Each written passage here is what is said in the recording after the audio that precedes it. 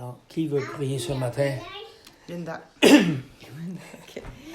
Oh, merci Seigneur, je te remercie pour le Saint-Esprit aujourd'hui. Merci qu'il est le réconforteur de tes enfants. Et je te demande que tu nous aides ce matin à comprendre ta parole et à méditer là-dessus et à mettre en pratique au nom de Jésus. Amen. Amen. OK. Donc, c'est Luc chapitre 18, les premiers 8 versets. Oui. Peux-tu lire, Glenn? Bon, je vais lire avec Oui. Alexandrine aussi. Jésus leur donne une parabole pour montrer qu'il faut toujours prier et ne point se relâcher. Qu'est-ce que c'est qu'une parabole? On va voir ça. Faut attendre qu'on lit tout? Ça peut être. Une parabole, c'est. Pas une expression, mais un moyen. C'est comme une phrase qui, je sais pas moi. Quel exemple que je pourrais donner? Ça peut être comme une C'est histoire. comme un proverbe. C'est un proverbe. Oui, c'est Ok. comme ça. C'est un proverbe. Oui. Ça peut être une histoire qui nous montre une vérité. Oui. OK. Veux-tu lire, Alexandrine? Jésus leur dit une parabole pour montrer qu'ils devaient toujours prier sans se décourager. OK. Excellent. Il dit, il y avait dans une ville un juge qui ne craignait pas Dieu et qui n'avait d'égard pour personne. Il y avait aussi dans cette ville une veuve qui venait lui dire, « Rends-moi justice contre ma partie adverse. » Pendant longtemps, il refusa. Mais ensuite, il se dit, « Même si je ne crains pas Dieu et n'ai d'égard pour personne, puisque cette veuve me fatigue, je vais lui rendre justice afin qu'elle ne vienne pas sans cesse me déranger. » Le Seigneur ajouta, « Écoutez ce que dit le juge injuste. Et Dieu ne fera-t-il pas justice à ceux... Et Dieu ne fera-t-il pas justice à ceux qu'il a choisis et qui crient à lui jour et nuit? Les fera-t-il attendre? Je vous le dis, il leur fera rapidement justice. Mais, quand le Fils de l'homme viendra, trouvera-t-il la foi sur la terre? Amen. Là, j'ai trouvé en effet les... Comment est-ce qu'on dit ça, là? Les définitions. Okay. Une parabole. C'est une courte histoire fictive qui illustre une attitude morale ou un principe spirituel. D'accord? Je vais le répéter. C'est une courte histoire fictive qui illustre une attitude morale ou un principe spirituel. OK? Ça, j'ai vu ça, traduction d'anglais. Très logique. En français, j'ai trouvé ceci. C'est une comparaison développée dans un récit conventionnel dont les éléments sont empruntés à la vie quotidienne et permettant de concrétiser un aspect de la doctrine. I prefer the English one. Yeah, the other one is better. Easier to understand. Oui. Plus facile à comprendre. Ben, je vais le répéter ensuite, voilà. Les gens vont faire avec ça ce qu'ils veulent. C'est une comparaison développée dans un récit conventionnel dont les éléments sont empruntés à la vie quotidienne et permettant de concrétiser un aspect de la doctrine. OK? Donc, ce sont deux définitions quand même similaires. D'accord? C'est bon? Alors ici, Jésus parle d'un juge, un juge inique, un autre mot qui ne craint pas Dieu et qui n'a d'égard pour personne. Voilà. Pas le fun, hein? Et il ne voulait pas rendre justice parce que ça prend un peu d'effort, mais à cause que, quelle raison qui a changé son idée? Parce qu'elle venait lui rompre la tête quotidiennement. Elle venait tout le temps pour demander. Et ça fait qu'il a décidé, pour s'en débarrasser, qu'il allait lui faire justice. Je pense que l'expression en français, c'est « casser la tête Casser la tête. ». Oui. OK. Oui. Le Seigneur ajouta, entendez ce que dit le juge inique. Et Dieu ne fera-t-il pas justice à ses élus, qui crient à lui jour et nuit? Alors, Jésus disait, Dieu va faire justice, mais pas pour vous en débarrasser de vous autres, mais parce qu'il vous aime. Parce que ses élus, ses enfants crient à lui nuit et jour. Et tardera-t-il à leur égard? Bien sûr que non. Je vous dis, il fera promptement justice. Mais quand le Fils de l'homme viendra, trouvera-t-il de la foi sur la terre? Non, Alors, Dieu mentionne la foi. Jésus mentionne la foi ici parce que de prier sans la foi, on n'obtient absolument rien. On va regarder Hébreux 11, verset 6. C'est un peu plus loin dans la Bible. Hébreux 11. Hébreux 11, verset 6. Veux-tu lire, Alex? Or, sans la foi, il est impossible d'être agréable à Dieu, car il faut que celui qui s'approche de lui croit que Dieu existe et qu'il récompense ceux qui le cherchent. Oui, récompense, ça dit récompense Bien dans dit. ta Bible. Oui. La mienne, ça dit il est le rémunérateur de ceux qui le cherchent. Alors, ça dit, sans la foi, il est impossible. Ça dit pas que c'est Peut-être. difficile Oui, non, c'est ça. de plaire à Dieu. Ça dit absolument impossible. Ça fait que ça prend la Absolument foi. ça. Oui. Et James, chapitre Jacques. 1, Jacques, chapitre 1, c'est juste le prochain livre après Hébreux. Jacques 1. Papa est dort. Jacques 1, versets 6 à 8. Tu veux que je lis? Oui. Mais qu'il la demande avec foi, sans douter, car celui qui doute ressemble aux vagues de la mer que le vent soulève et agite de tous côtés. Qu'un tel homme ne s'imagine pas qu'il recevra quelque chose du Seigneur. C'est un homme partagé, instable dans toute sa conduite. Alors ça nous montre qu'est-ce que Dieu pense de celui qui n'a pas de foi. Ouais. C'est quelqu'un qui un jour, oh oui, je crois, puis l'autre jour, oh non, je crois pas. Comme les vagues de la mer.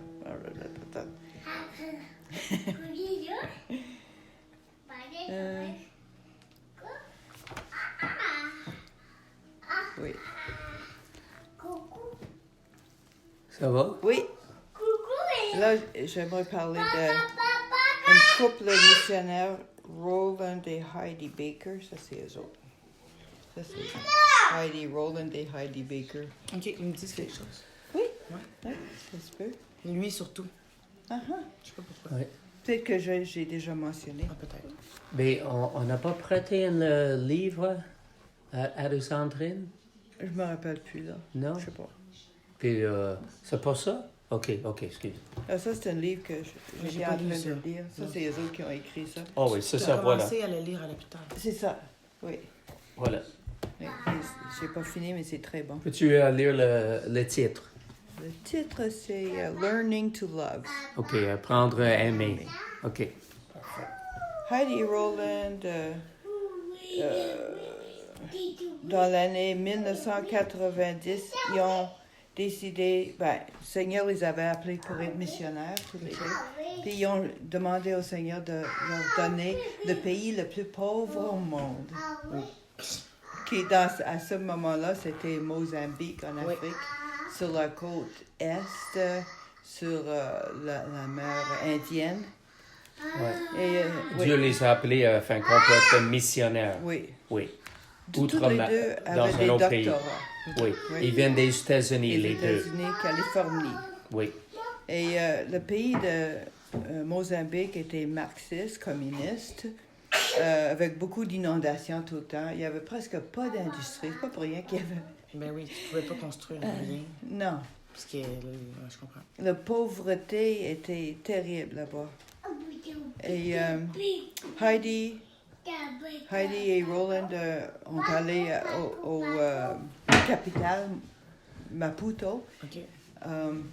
Mais aussitôt qu'ils arrivaient là, il y avait une urgence, je ne me rappelle pas les situations exactes, mais il fallait que Roland s'en aille. Puis il a laissé Heidi là avec presque pas d'argent, pas d'appartement, rien. Pas de logement, Non, c'est ça. rien. Fait Pas de qu'elle a transport. dit qu'elle s'est assise sur le trottoir dans le capital, puis elle s'est mise à prier. Elle a dit, Seigneur, je te remercie qu'on est ici, maintenant à Mozambique. Merci Seigneur, je sais que tu t'occupes de moi. Tu es mon bon berger, je ne manquerai de rien. Puis pendant qu'elle priait, elle voyait venir une face blanche, une dame. Puis on remarque une face blanche en Afrique, Ben parce oui. que c'était noir. Puis elle voyait de loin, puis elle s'en venait, puis elle a vu Heidi. OK. Une autre face blanche. Hein? Une face blanche? Meant to be friend. Fait qu'elle est allée voir, puis elle a posé des questions. Qu'est-ce que tu fais ici? Tu viens d'où? Elle dit, moi je suis missionnaire, on vient juste d'arriver. Puis l'autre dame était missionnaire aussi. Fait qu'elle a dit, tu es la réponse à mes prières. Parce qu'il faut que je rentre aux États-Unis pour 1 mois et je ne peux pas laisser mon appartement, ma maison, Vide. oui, sans quelqu'un. Parce que si oui, il n'y aura plus rien après 1 mois. Fait qu'elle a donné les clés, droite là, les clés. Puis elle a dit, je reviens dans 1 mois, puis aussi le réfrigérateur est plein, alors mange. Puis elle est partie comme ça. Wow. Ça n'a pas pris 5 minutes pour que le Seigneur réponde Wow. à sa prière. Puis c'est souvent le cas aussi lorsqu'on est dans la volonté de Dieu. Il ouvre les portes devant nous. C'est magique quasiment. Et Magique, entre guillemets, Oui, là, oui, ça oui. veut dire surnaturel. surnaturel, oui. Oui. Puis après Roland est revenu et tout ça, mais ils ont remarqué que, oui, ils ont pris un appartement et un bureau, un petit appartement et un petit bureau dans la capitale. Ils ont loué ça et ils ont remarqué qu'il y avait une dompe juste à l'extérieur de la ville. Et la dompe était, il y avait plein d'enfants, des tout petits, toutes sortes d'enfants qui vivaient là parmi les mouches et les rats. Dans pour la dompe. Oui, pour essayer de trouver de la nourriture, pour essayer de trouver des objets qu'ils pouvaient laver et vendre et tout ça. Puis il y avait comme des centaines d'enfants qui demeuraient dans la dompe. Ça fait que ils ont pris 3 ou 4 enfants avec eux, les ont lavés, habillés, nourris, les ont gardés avec eux. Puis à chaque jour, ils passaient par la dompe, puis on prenait d'autres, parce qu'ils ne pouvaient pas laisser les enfants là. Et Roland a trouvé une belle grande maison qu'ils ont rénovée. Oui.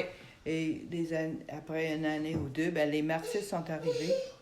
Et il faut dire aussi que dans les rues, tout le temps, il y avait des fusillades. Tout le temps, on entendait des fusils parce que c'est comme, il n'y avait pas de loi dans ce pays-là. C'était épouvantable. Est-ce que c'est comme le Nouvelle-Orléans? Peut-être. Et les Pendant marxistes les sont autres, c'est venus la à vie. l'orphelinat et ont dit il n'y a pas de propriété privée ici. Là. Un orphelinat, c'est nous autres qui vont nous occuper. Allez-vous-en. Ils ont dit ça à Heidi et Roland. Partez. Fait qu'il fallait qu'ils s'en aillent. Mais les enfants pleuraient, ne voulaient pas rester avec les marxistes. Ils voulaient rester avec Heidi et Roland. Ça fait que ils ont amené les vingtaines d'enfants qu'ils avaient dans leur appartement. Ah, non. Oui, puis au bureau, entre le bureau et l'appartement, ils ont trouvé assez de place pour tout le monde. Quasiment.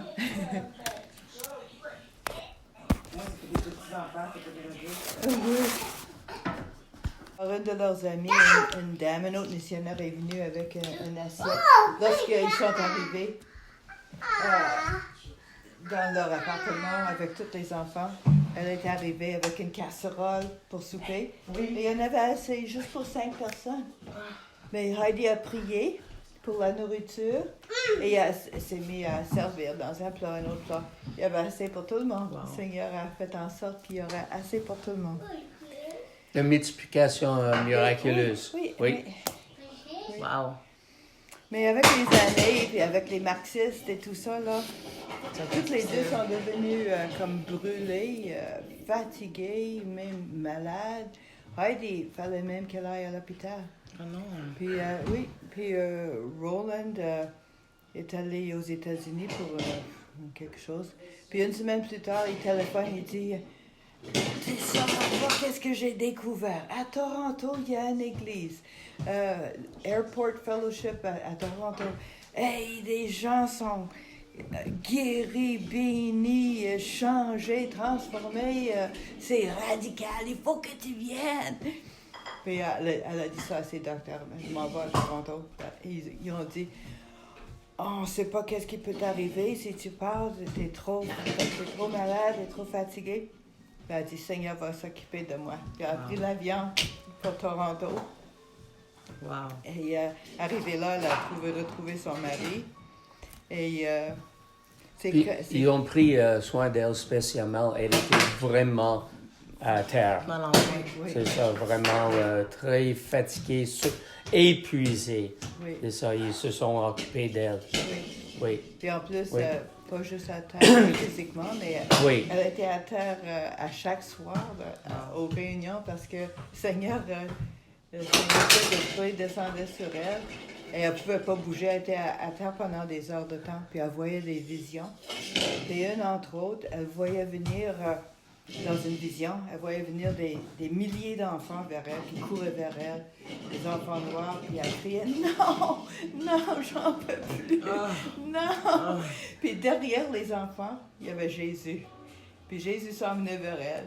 Puis elle a pris comme quelque chose de sa poitrine, puis c'était du pain, des petits pains de sel. Puis Jésus a dit « Il y aura toujours assez. » Il y aura toujours assez, Seigneur a dit.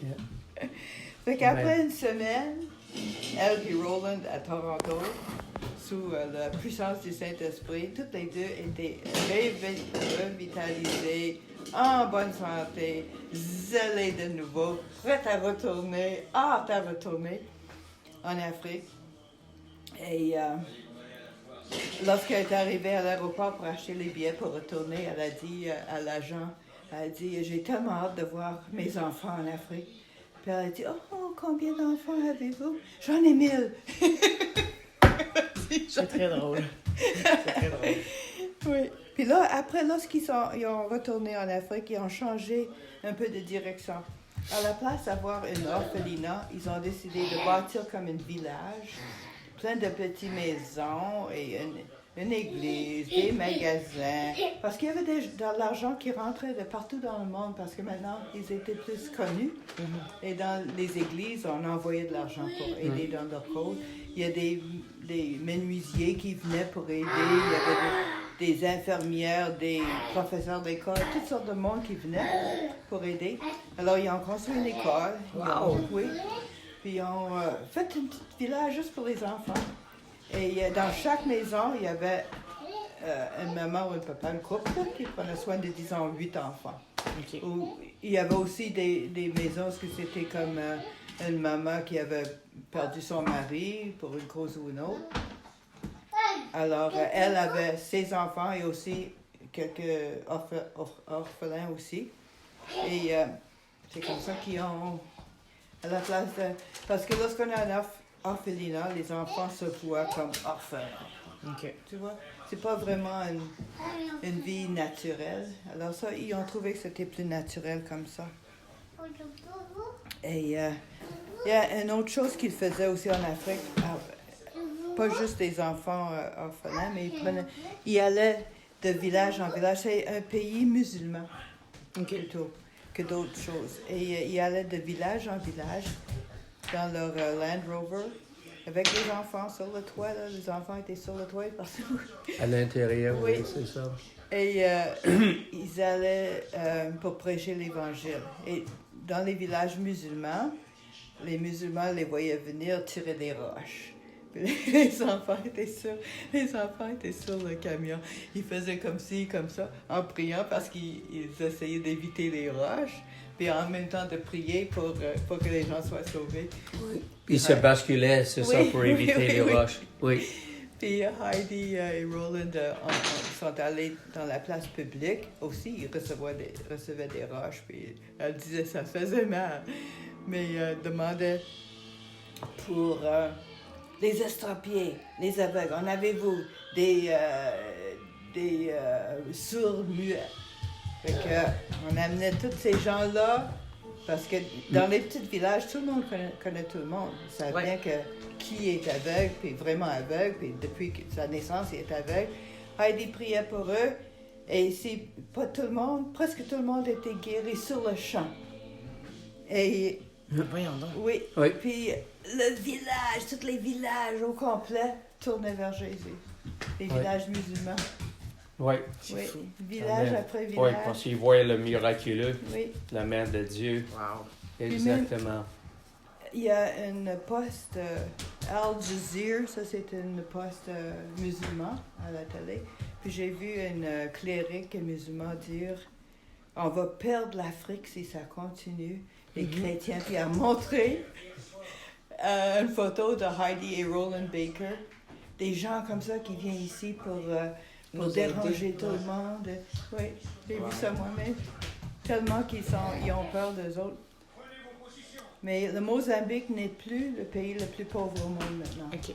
Non. Parce que ils ont commencé, comme j'ai dit, en 80. Maintenant, les plus jeunes, les enfants qu'ils ont pris au début, Ils ont vieilli. oui, ils aident dans le travail et les autres enfants sont devenus entrepreneurs, toutes sortes de métiers. Et ils commencent à transformer le Mozambique pour que ça devienne un pays un peu plus beau. Tant mieux. Oui. Puis il y a plus, maintenant ce n'est plus communiste là-bas. Sur le côté, Glenn.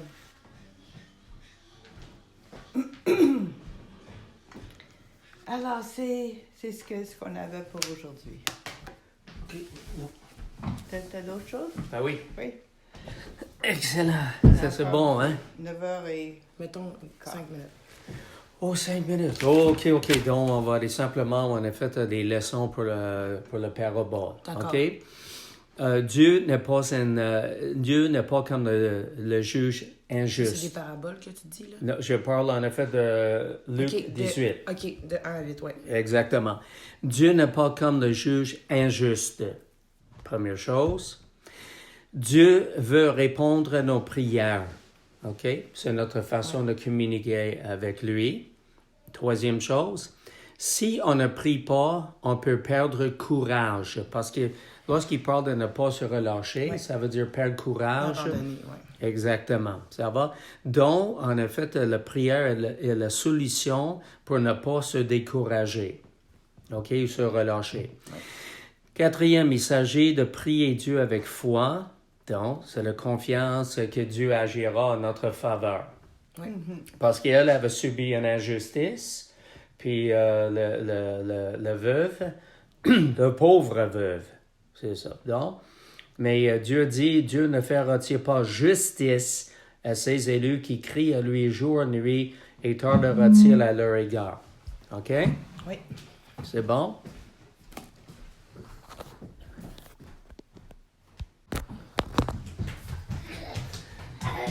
OK. Dieu est toujours disposé à nous supporter et cela pendant longtemps lorsque nous crions avec foi à lui jour et nuit. OK? Oui. Parce qu'il est dit, et tardera-t-il à leur égard?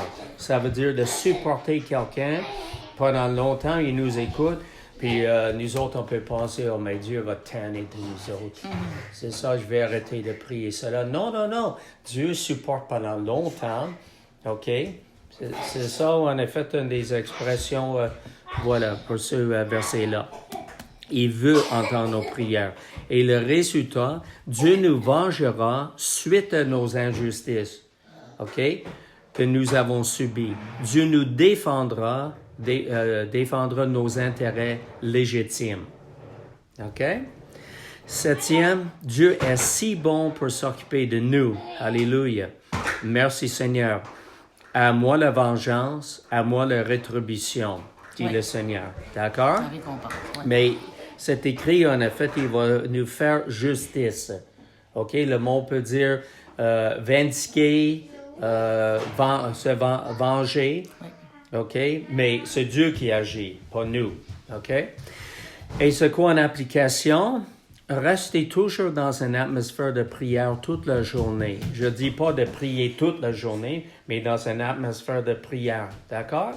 OK? Pour faire, par exemple, des prières spontanées. C'est quelque chose qui vient dans notre esprit et nous prions pour cette idée, pour cette personne. Et Dieu emploie notre imagination sanctifiée, OK, pour nous parler. Par exemple, pour prier pour quelqu'un d'autre et on ne sait pas nécessairement pourquoi il veut qu'on prie pour cette personne-là, mais on prie justement parce que il est en train de nous conduire de cette façon-là à ce moment-là, spécifique. OK? D'accord. Donc, voilà. OK? Et c'est ça. Le juge unique n'était pas disposé à aider la veuve. Mais parce qu'elle a achelé, on dit en bon québécois, donc il a répondu parce qu'il voulait se débarrasser d'elle. C'est ça, il voulait plus qu'elle vienne lui casser la tête. Mais Dieu n'est pas comme ça. C'est ça le parabole pour nous aider à bien comprendre. Dieu n'est pas comme ça. Dieu est bien disposé. On a fait encore nos prières. Qu'on peut crier jour et nuit. On prie, on lui fait confiance. Seigneur, merci. Je prie pour quelque chose et merci Seigneur. Je te fais confiance que ça va arriver. Mais on continue à prier pour cette façon-là. On amène ça devant le Seigneur. On dit merci Seigneur, c'est ça, tu t'occupes de cela. Alléluia, c'est ça, t'es bon pour moi. C'est bon? Oui. Excellent, c'est bon. Alors, une parabole, c'est bien important de nous aider à comprendre certaines choses. D'accord? On prie? Oui. Merci Seigneur, en effet, pour cela. Merci que tu n'es pas comme le juge inique, le juge injuste. Merci que tu veux répondre à nos prières. Et Seigneur, nous voulons toujours prier et ne pas nous relâcher, ne pas perdre courage. Parce que la prière est une solution. Pour ne pas perdre courage, la solution, c'est toi qui agis en notre faveur. Merci que nous pouvons te faire confiance, que tu es bien disposé pour nous supporter et pendant longtemps, pendant qu'on crie à toi, Seigneur, parce que tu es fidèle. C'est toi qui nous venges, c'est ça, suite aux injustices, c'est toi qui s'occupe de nous en tout temps. Aide-nous à rester, vivre dans une atmosphère de prière de jour en jour, de moment en moment. Et puis, merci Seigneur, vraiment, tu t'occupes de nous pour nous donner la victoire, Seigneur, en ce qui concerne les injustices et pour tous les autres besoins que nous avons sur cette terre. Merci que tu es notre bon berger, tu t'occupes de nous fidèlement, Seigneur, parce que tu nous aimes et tu es un Dieu fiable. Bénis notre journée devant nous. Merci pour tout. Au nom de Jésus. Amen. Amen.